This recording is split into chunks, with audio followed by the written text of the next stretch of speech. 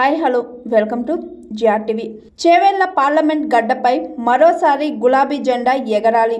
రంగారెడ్డి, వికారాబాద్ జిల్లా ప్రజా ప్రతినిధులకి దిశానిర్దేశం చేసిన కేటీఆర్ సన్నాహక భేటీలో పాల్గొన్న సబితా ఇంద్రారెడ్డి, మహేందర్ రెడ్డి, రంజిత్ రెడ్డి తదితర నేతలు.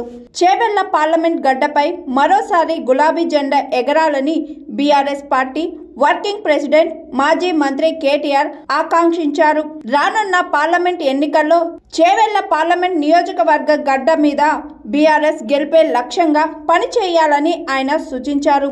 అందుకు అవసరమైన చర్యలను తీసుకోవాలని కేటీఆర్ స్పష్టం చేశారు. సోమవారం హైదరాబాద్ లోని బీఆర్ఎస్ పార్టీ ప్రధాన కార్యాలయంలో కేటీఆర్ నేతృత్వంలో చేవెళ్ల పార్లమెంట్ నియోజకవర్గ ఎన్నికల సన్నాహక సమావేశం జరిగింది.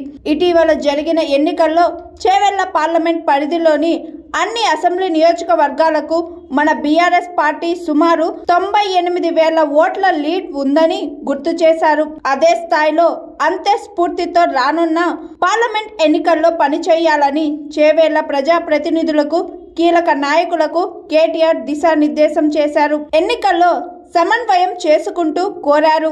కాగా ఈ భేటీకి మాజీ మంత్రులు Sabitha Indra Reddy, Patnam Mahender Reddy, Chevella MP doctor G Ranjith Reddy, స్థానిక ఎమ్మెల్యేలు ప్రకాష్ గౌడ్, అరికేపూడి గాంధీ, మాజీ ఎమ్మెల్యేలు కొప్పుల మహేష్ రెడ్డి, మెతుకు ఆనంద్ తదితరులు పాల్గొన్నారు. Hi, this is Swathi.